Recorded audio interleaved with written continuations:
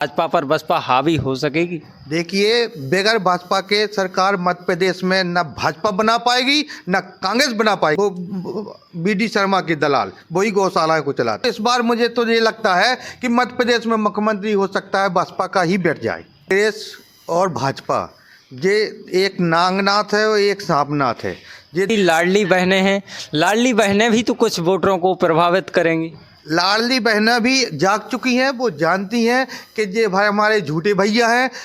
अभी हमारी सरकार का हमारा पैसा है तो हमको देते हैं। जिस दिन ये इस सरकार से मिट जाएंगे फिर कहाँ से बेच देंगे, ना अपनी गृहस्थी बैठ के तो देंगे नहीं। कैसे कह सकते हैं? इसलिए ये दोनों सांपनाथ और नागनाथ के दोनों फंड को चलने की तैयारी जनता ने मशीन वोटर मशीन की पी दबाने का काम किया कि मैं यहाँ से बटन दबाऊंगा और भाजपा और कांग्रेस का प्रत्याशी पी बोल जाएगा। ठीक है, अब वो गठबंधन जब होगा जिसके साथ भी होगा तो हमारी बहन जी वो किसी को गद्दी पे नहीं बैठाती हैं। वो खुद कहती हैं कि पहले हमारा देखो इसके बाद हम तुम्हारा देखेंगे।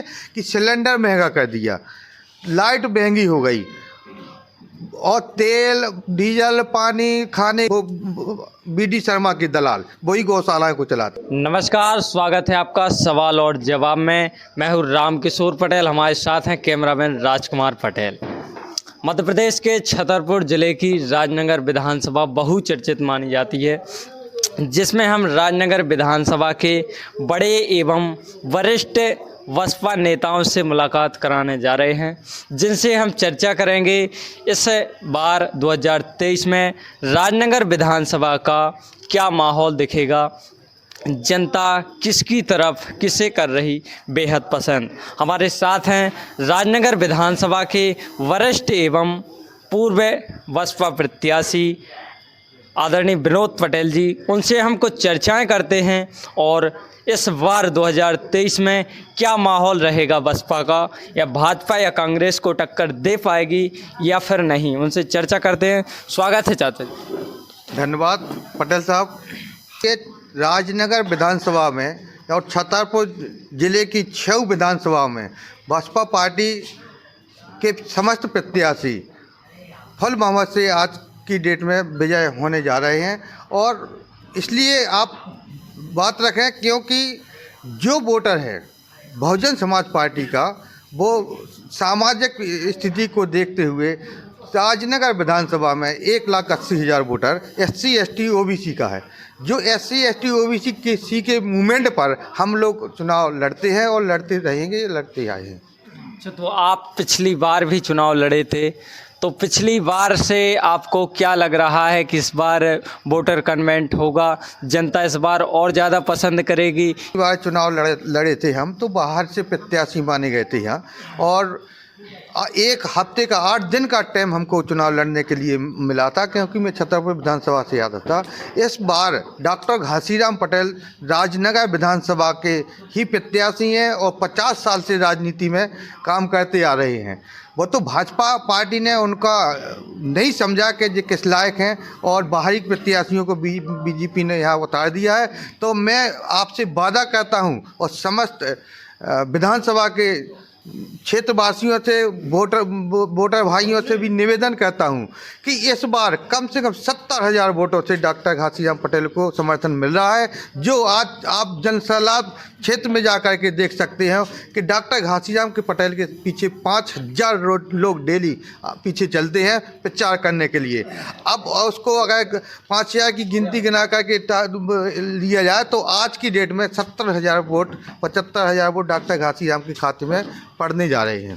तो आपको क्या लग रहा है, ये तो राजनगर विधानसभा कांग्रेस का गढ़ है, यहाँ पर कुंवर विक्रम सिंह नाती राजा लगातार 20 वर्षों से विधायक बनते आ रहे हैं, तो इस बार एक तरफा कैसे आप कह सकते हैं कि बसपा को जनता पसंद कर रही है? देखिए, कांग्रेस और भाजपा ये एक नागनाथ है और एक सांपनाथ है। ये दोनों नांग हैं जो जनता को इतना प्रताड़ित किया है, क्योंकि यहाँ जब से बीडी शर्मा सांसद बना है और अरविंद पटेरिया यहाँ का दलाली करने के एजेंट बना है, और तो नाती राजा उनसे बड़े एजेंट हैं।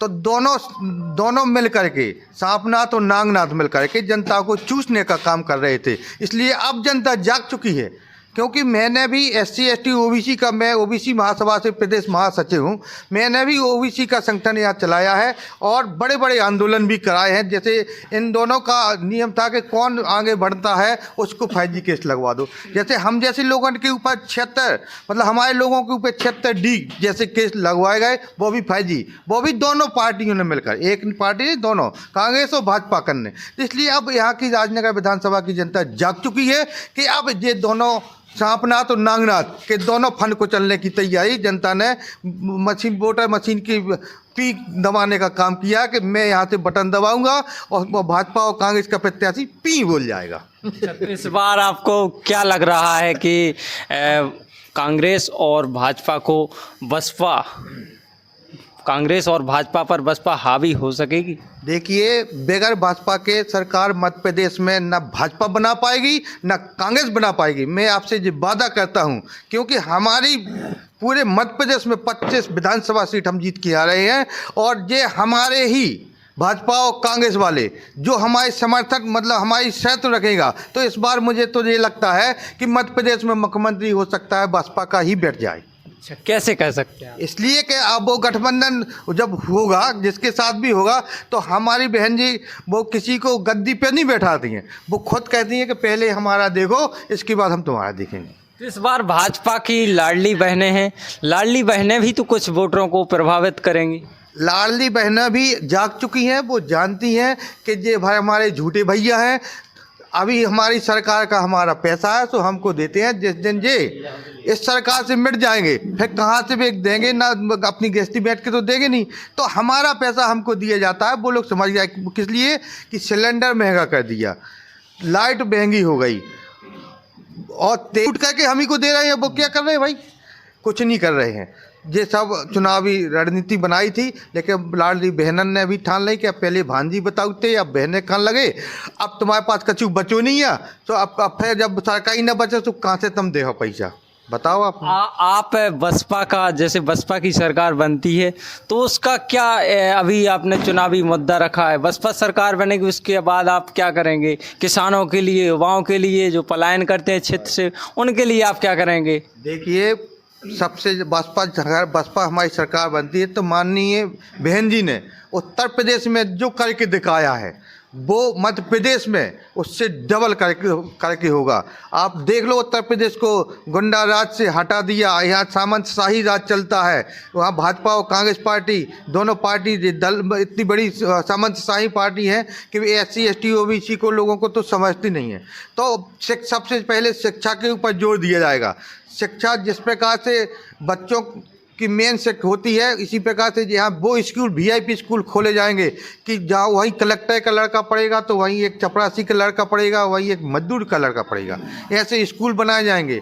और किसान सबसे ज़्यादा है, किसान परेशान, तो यहाँ का सबसे ज़्यादा किसान परेशान है जो गाय घूम रही हैं और फसलें खा रही हैं, ना वो घर पे सो पाता है और ना खेत में सो पाता है, दिन रात वो जाग रहा है। तो सबसे पहले किसानों के लिए जो जिसकी जितनी ज़मीन होगी उस ज़मीन का तार पेंशन करवाया जाएगा और बड़ी बड़ी गौशालाएं बनाई जाएंगी कि गांव रोड पे नहीं फिरे, ना कि कोई एक्सीडेंट हो, ना कोई घटना घटे, क्योंकि उसके साथ भी घटना घट जाती है और जिसका एक्सीडेंट हो जाए उसके साथ भी घटना होती है। तो गौशाला तो भाजपा सरकार ने भी बनवा दी। नहीं तो बनवा दी, लेकिन चलाई कहाँ है? जो बनवाई है, तो मैंने कहा ये खाने वाले लोग हैं तो उस गौशाला को ही खा गए हैं, खा रहे हैं, अभी भी खा रहे हैं कि हमारे यहाँ कितनी गाय पली हुई है, एक भी गाय नहीं है। आप उठा करके आप ITI लगा दो कि किस गौशाला में कितनी गाय हैं और कितना फंड आता है, तो आप देखना कि 90% 95% गमन हुआ होगा उसमें, 95% गमन हुआ, 5% ही काम कर रहे हैं जो वो BD शर्मा के दलाल, वही गौशालाएं को चलाती हैं। ये थे हमारे राजनगर विधानसभा के पूर्व बसपा प्रत्याशी एवं राजनगर विधानसभा के वरिष्ठ एवं नेता माने जाते हैं। तो इनसे हमारी कुछ चर्चाएं हुई और इस बार 2023 में क्या माहौल रहेगा बसपा का, तो उसके संबंध में भी कुछ चर्चाएं रही। इनका कहना है कि इस बार भाजपा कांग्रेस पर बसपा हावी है और बसपा को यानी हाथी को हम 20,000 या 30,000 वोटों से जिताएंगे, इनका कहना है। तो धन्यवाद।